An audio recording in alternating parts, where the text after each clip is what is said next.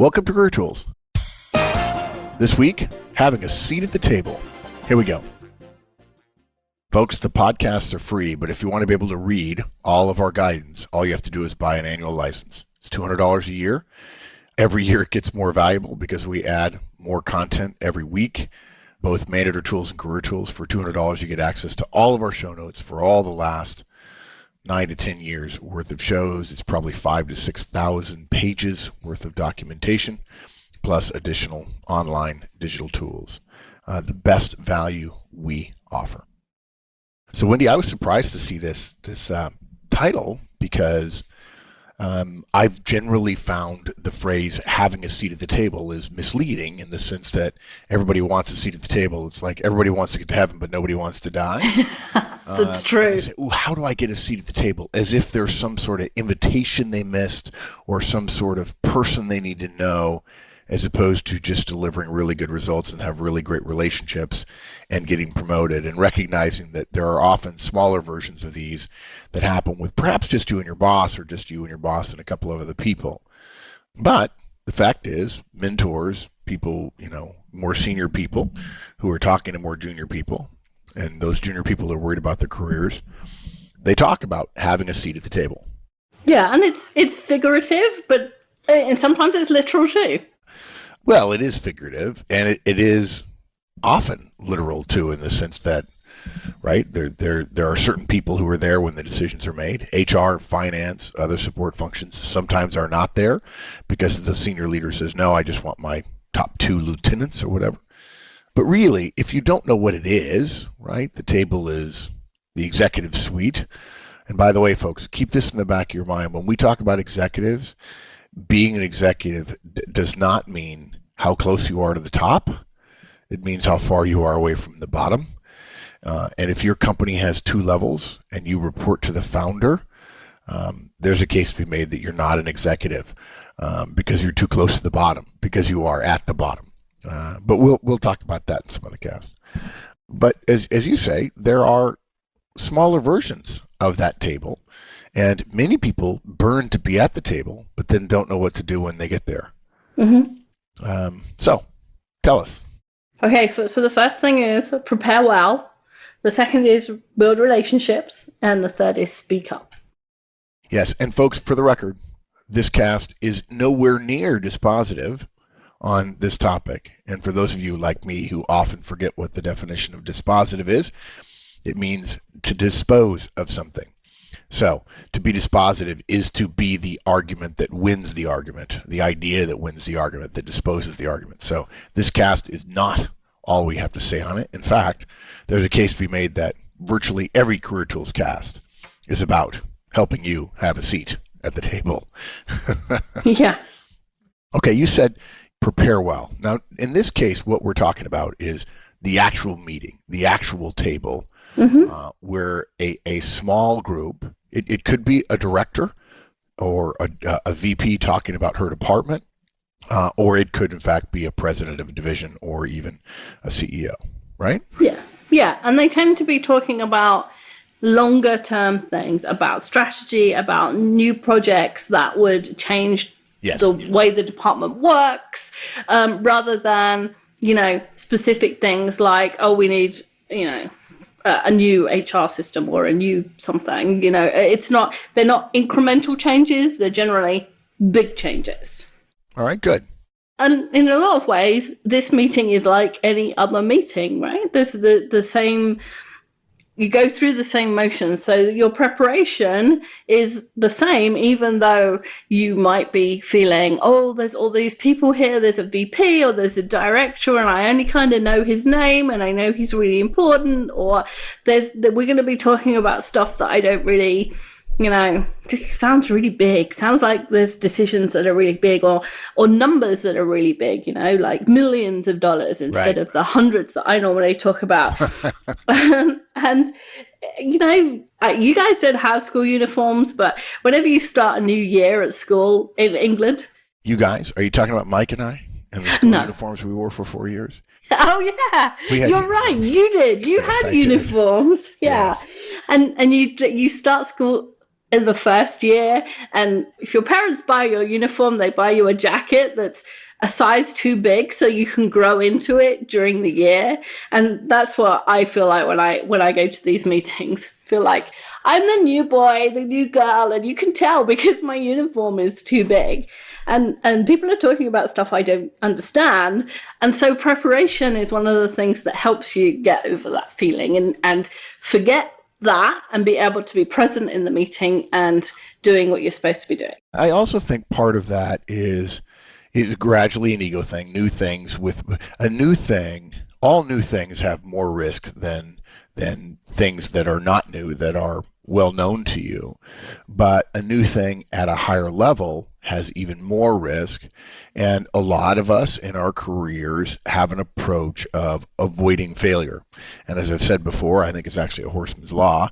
Avoiding failure is not the same thing as seeking success. And as an executive, folks, executive life is all about risk.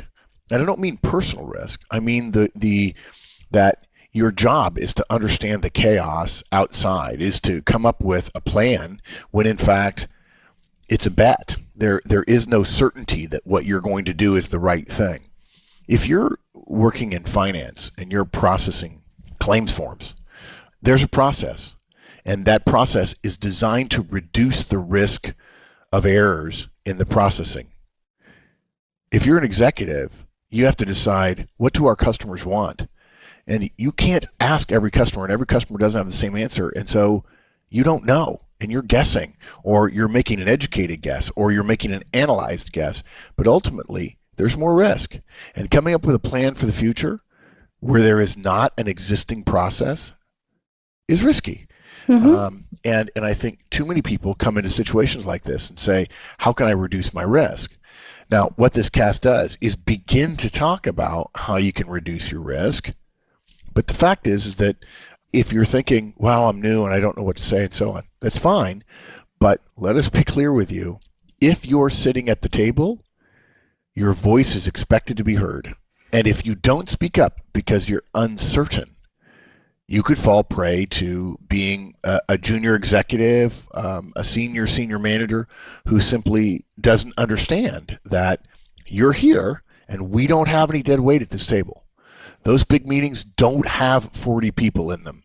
They have 6 or 8 or 10, and they're all expected to say something. And I know far too many people who have just sat back and waited. And then somebody comes up to them after 6 months and says, you're not contributing much. You're sort of fallen out of favor. I'm like, what? I'm trying to learn the processes, everything else. He says, dude, you're at the table. The cost of being at the table is speaking up. Yeah. So if you can get hold of notes from previous meetings, then read them, because that will give you a hint as to what's being talked about and how, and that will give you an idea about things that you can speak up about. Even if you just have the agenda, make sure you've read it. Like don't. It's really easy if you go to a meeting once a week and it's your manager's staff meeting and the agenda is really is always nearly the same, and so you take like 5 minutes to look at it 5 minutes before the meeting. Because, habit, you probably started by reading it carefully a day before, and now you don't, because you know more or less what it's going to be on. So you have to go back to first principles and think, okay, I'm actually going to read this agenda. I'm going to read it in time for me to look up what they're talking about and so on. Or go to find someone who knows about it, your mentor, your manager, whoever invited you, and say, hey, you're talking about this project, which I've never heard of. Can you just give me a 2-minute briefing so that I know exactly I know something about what's going on during the meeting? Yeah, in my mind, I think you need to go further than that. I think the chances, in many cases, unless you're at the executive level and it's a board meeting where there is an agenda, the vast majority of these small, mid, or large-sized table meetings, if you will, won't have agendas, and many of them will be impromptu. They will be, your boss calls 3 or 4 people and says, get in here, we need to make a decision, we need to decide on this, or we need to do this, or something. Or the wind is blowing in a different direction, we need to do something about it. And when that happens, if you're invited and you feel like it's your first one, the first thing you do, and we'll talk more about this in relationships, is if there's no agenda, you reach out to those other people hypothetically, if it's your boss, maybe it's your boss's boss, and so you couldn't do this, but if it's your boss, you could say, hey, listen, can you tell me anything more? And there's a slight chance that you'll be dinged for that, but there's a far greater chance that you'll say, no, we'll do, I'm sorry, this is your first meeting, first time, here are the 3 or 4 things we're going to talk about. Great, thanks, boss. And by the way, I just told somebody recently that for many, many, many executives, they like the phrase, don't tell me about the storms at sea, just tell me when the ships got in. Meaning, don't try to get 15 minutes with your boss for him or her to explain everything. They're not. Mm-hmm. They're dealing with the uncertainty of senior people aren't communicating with them, or the outside world doesn't conform to their wishes. So the next thing, so that's something you could do. But the first thing you do, if you don't have an agenda, you don't have any planning, whatever, is you talk to the other people going to the meeting. And look, if you don't have a good enough relationship with those people who you think would be at a meeting to be able to call them or text them and say, hey, I got invited to the boss's quarterly planning session. I've never been to one. Can you tell me a little bit about it? If you feel you can't do that, then you need to pay attention to step 2, building relationships.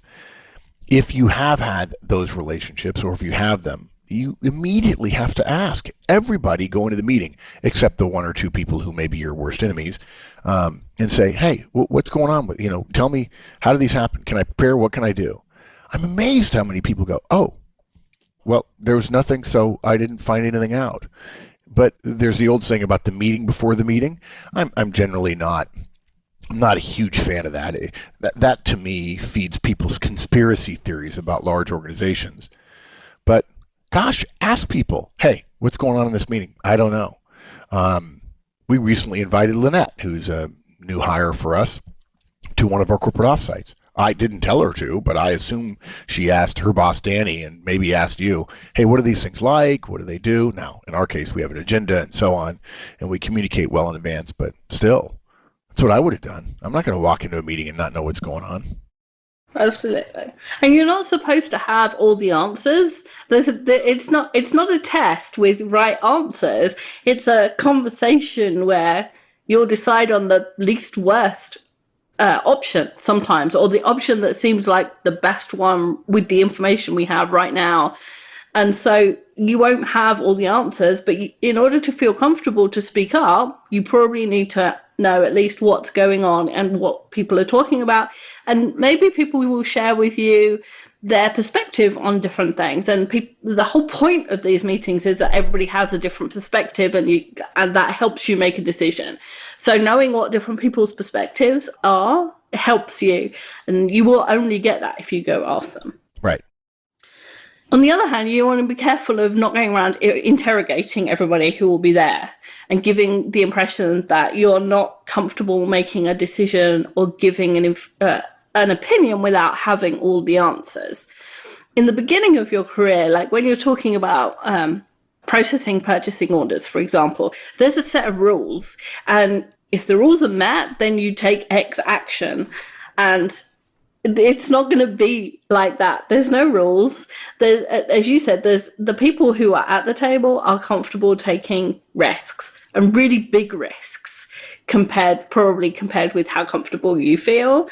And so if you want to be looked upon favorably by them, you have to be able to take risks too. You have to be able to speak up when you don't have all the knowledge, or when you don't have all the numbers that you would want to have. So you got to do the research, but don't make too much noise about it. So when you say don't make too much noise, here's a good example of what you would actually do, guys. There are 5 people, you realize. The boss has said, hey, it's Thursday at 2 o'clock. And he says, listen, I just got a note down that says everything's going to change Q3. You're in Q1. So we have Q2 to try to get it squared away. And you get this email. It's fairly terse email. But there's 5 of you. You look at the list, your boss and his number 2, who's a really sharp MBA, who you like her, but you don't know her at all, and she's not a communicator with you because you're maybe 2 levels down, but you're an expert in a certain area. You're not going to ask her. You don't know her. And it would seem like sucking up to the number 2. there are 3 other people coming in addition to you. One of them's your best friend, and one of them you know pretty well, who's your best friend's other best friend. You would send a text to each one of those, or you'd go by their desk at the end of the day when they're feeling more expansive and plop down and say, hey, you got 2 minutes? And the guy says, yeah, sure, what? And he's probably talking to you while he's doing email. And then you say, hey, I got invited to this meeting. We're going to talk about Q2 too. Tell me about those meetings. You've been to some of them, I assume. And then, believe me, your buddy will stop typing and say, okay, here's what I think is going to happen, maybe. Or they might say something like, I don't know, they're different every time. Well, okay, that's cool, fine. I'll be ready as best I can. I'll do whatever prep I can based on the note. Do you know anything more about what happened that caused the meeting?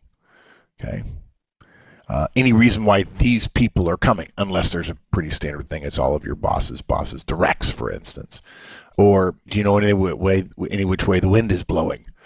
And any reason why I'm included this time? Now, this is something you can do in 3 or 4 minutes of a friend. You couldn't go and ask your boss's number 2 if you didn't have a great relationship with her. You probably, 90% chance you couldn't do that. And then you go and ask your other friend, who's not your best friend, but he's the other best friend of your best friend, and say, hey, what do you know? I asked Robbie, and now I'm asking you, Sarah, what do you think? And by the way, you do this quietly, and you only take 5 minutes, and then you make some decisions about how you're going to leverage what they told you in preparation. Maybe it's look back over quarterly numbers. Maybe you look at the plan that the organization has for the year in order to get ready. Maybe you look at decks that came out of meetings you've heard about that happened in the last 6 months, just to refresh yourself suddenly at a 30,000 foot level, whatever that is for where you are in the organization. Your 30,000 foot level isn't the same thing as your boss's boss 30,000 foot level. And that's what you do. You don't send out a broadcast email. You don't mention it in the next meeting when all of those people are there. You don't go and ask your boss, the person who set the meeting, for a half-hour meeting to prepare you for the meeting he or she is having. You do it quietly. Text message. I wouldn't even send emails, because the implication of an email is that an email might be appropriate in response. And if somebody sent me an email and says, can you tell me about what the meeting is? It will take me 30 minutes to type an email, and the email is permanent, whereas chatting with you about it is impermanent, and it takes me 3 minutes. Yeah, it's going to be casual. Yeah. Like, formal is noisy, casual is quiet. Yeah, good. Okay. The next thing is build relationships. Build relationships. So this kind of meeting often brings people together from across the organization. So we just talked about a meeting where you're invited as an expert to your boss's meeting that's maybe not that wide across the organization. Right. But there might be some a new product steering group might bring together sales and marketing and manufacturing and finance and legal and a whole bunch of other departments. And it's a really good opportunity for you to build relationships with the people in those areas. But there's also a reason for building relationships, because you're going to need those people's support for your ideas going forward. Yes. If you think you're only going to go to this meeting once, you're wrong. Or if you do, you did it wrong. And so you need to start building these relationships with these people, even if they're 4 levels above you in the organization. If you're a subject matter expert on something and you're being invited to the meeting, it's for a reason. It's because they think you can contribute. And in order to contribute, you have to have a relationship with the people in the room. Otherwise, when you stand up to speak or when you have an idea, the room is cold and you don't get anywhere. Yeah. So you want warm, friendly faces. And look, if you're a high C, if you're an analytical person, a perfectionist, a person who dots their I's and crosses their T's, and are generally not as warm with people, that's okay. It takes all kinds to be successful. And other people, including other high C's, evaluate your answers, at least in part, and for other people, a lot in part, based on their relationship with you. A stranger who gives you a great idea is much less likely to be believed than a friend who gives you a great idea. The definition of a great idea is wrapped up in the emotional context of the relationship. Now, some of you say, "Well, that just doesn't make sense. I don't like that. That's that way." And I want to be, I want the world to be completely logical. Well, yeah, it's not. If wishes were horses, beggars would ride. So it's not that way. This is not fantasy tools. This is career tools, and we're telling you the way things really are. If you don't have relationships with people, I don't care how good your ideas are. They're not going to follow them. Yeah. The first cast we ever did here was in Manager Tools nearly 10 years ago was Solution to a Stalled Technical Career. A technical person comes into a meeting with marketing people and sits down and doesn't talk to them and wonders why nobody wants to give him more responsibility. It's because he can't create the relationships he needs in order for that responsibility to have leverage across the organization. I mean, people buy from people they like, right? Yeah. Yeah, and the best idea doesn't win. The best idea with support is the one that wins. Right? How many people say MP3s and Apple iPods are not as good as the other things, the other available technologies? Well, the one with the best marketing and the brand that people like is the one that wins. Yeah. Yeah, for those of you, many of you, I'm sure, are too young to remember, but the sort of popular zeitgeist about a product technology that lost is Sony Betamax versus VHS, which is now gone the way of the wolves. But they both came out. There was wide agreement that Betamax was better, and VHS won. And I don't care what you think about Betamax. It didn't win. You can't buy it. It won't do you any good today. So relationships matter. And the moment you get invited to one of these meetings, you need to, if the people at this meeting are not on your radar as people that you need to build relationships with slowly, inexorably, glacially, if you will, you're simply not going to have your ideas, even if they get better because you're getting smarter, your ideas will have less traction because you don't have the relationship. And then you'll be the one complaining about the meeting before the meeting, which really didn't actually happen, but it's, hey, Bob knows Jane, and Jane agrees with Bob, and Bob agrees with Jane. And you think that they're having a meeting in advance to plot a cabal of taking over things? They're not. They just have a relationship. We mentioned HR and legal at the start of the show, right? Mm-hmm. I was just going to say that it's funny. I mean, I think junior people look up and say, oh, well, there's always an HR and a legal and a finance and IT people at those meetings, right? It's this big. Yeah, right. No, there's not. Right. Sometimes there is, if that person is really good or really well regarded or whatever. On the other hand, if you're in those departments, the fact that you're from that department doesn't give you, it gives you some credibility on those topics, but it doesn't mean, therefore, that you're going to be heard on everything. It's not like for every idea, every thought, every change that we always say, okay, real quick, let's vet this through all of my support departments. That's not what happens. And HR and legal and finance and IT and all of those support departments tend to think that the world revolves around them, and the rest of the business thinks that the world revolves around profit. And so the rest of the business thinks that their thought process stays on, does this action get the product out the door and add to the bottom line? They do not think about the HR regulations around how many hours people should work, or the legal ramifications around patents, or whatever it is. They just want to do it. And your job is not to tell them what the rules are. Your job is to help them get it done. It's to prevent them from breaking rules, but to show them how they can achieve the same end without breaking the rules. Exactly. You're not enforcers. You're assisters. You're enablers. Exactly. Yeah. And so your relationships are particularly delicate, because in order to be successful and to stay at the table, those support people have to be enabling and not enforcers. And too many people go in with the big boots and go, okay, these are the rules and you're not going to break them, instead of helping the business achieve what it wants to achieve. Well, I think I recently talked about this. I said to somebody that HR and legal and finance often mistakenly believe that they speak with the power of the level of the company that they support. So if you're the HR director for a VP of manufacturing, you think you can speak to all of manufacturing as if you're the VP of manufacturing. And that's absolutely the wrong way to go. The reason you can speak to all of manufacturing is you have a relationship with all of manufacturing.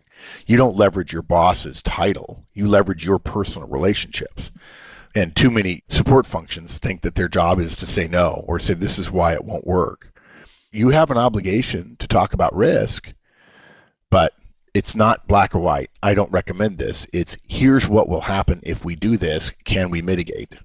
Okay? And then the last thing is speak up, which I think we've already made that point, but we'll say it again nevertheless. We'll say it again because this is the hardest thing to do, I think. Oh, gosh. Well, it depends on your personality, I guess. Right. And there's this feeling that everyone knows each other. They know what they're talking about. They're talking way over your head. They must know the answers. I remember when we first talked about starting Career Tools, we were in a hotel room in New York. And you said to me, okay, so what's the plan for launching Career Tools? And I said, well, I don't know. What did you do for Manager Tools? And you said, we just made it up. And I couldn't believe that. There was this stunned silence where I thought, I can't believe this person, these people who I think of as gods, they made it up. They didn't have a plan. It's like, I thought they were way smarter than me. Yeah. We did. Well, okay. Yeah. I was trying to lower the bar for you so that you wouldn't think I can't do what I think they did. Right? Yeah. Well, your point is that I expected you to speak up. When Career Tools was created, I expected you to speak up. And you created in your mind a belief that you shouldn't or you couldn't. Mm-hmm. And I threw it to you as a way of saying, well, we made it up, as a way of saying, you could make it up. And the reason you're here is I believe you will. And when you decide, when your boss says, what do you think? And you decide there's not enough information, you feel there's too much risk, you're telling your boss or your boss's boss, you're wrong. You can't trust me to speak up. You can't expect me to speak on things even when you ask me to do so. It's as if your boss is asking you for a private meeting and you're refusing because your boss's confidence in you is outweighed by your fear of risk.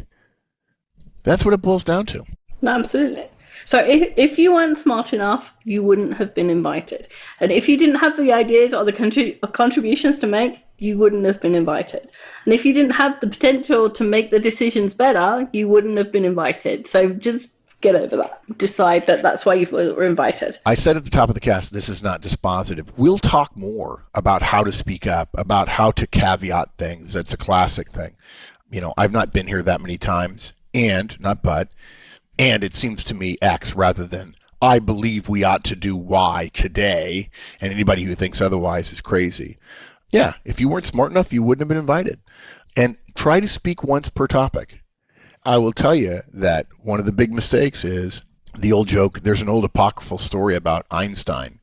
And the joke is because he's a scientist, he therefore was probably a high C. Well, all the evidence is that he was a high I and just really smart about something, and which is the grossest underestimation of really smart ever uttered by a human being.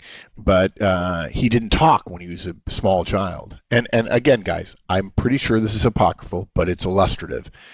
And all of a sudden, he's 6 years old. He's sitting at the dinner table. He looks up at his parents and says, "The soup is cold." And his parents said, "My gosh, Albert, it's amazing. You haven't talked. We were worried. And suddenly now you're talking in complete grammatically correct sentences. What made you talk?" And he looks at him and says, "Up until now, everything was in order." And the high C sits at a table and says, "Well, it looks like the conversation's going in the right direction. I don't need to say anything." I agree. Silence is consent kind of thing. I've actually had that discussion with Mike because Mike's a high C. Folks, that's not the way it works. Okay? Your silence is taken as lack of interest, lack of confidence, or lack of ideas. If you agree, say you agree. If you disagree, say, "I don't know. Here's what I was thinking." If you're new, you don't sit at the table and the first thing you say, "I disagree." That's probably not a good idea. Yeah. So if there's 5 topics in the meeting, you need to speak at least 5 times. And 2 of them can be agreeing with somebody else or backing up someone else's point, and 3 of them need to add something new.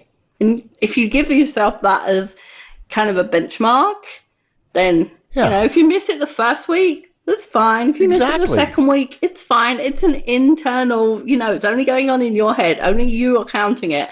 So it doesn't matter if you miss it, but if you don't set yourself a goal, you won't know whether or not you're contributing or not. Yeah, in my head, this is like, okay, I shoot a certain round in golf and I want to get better.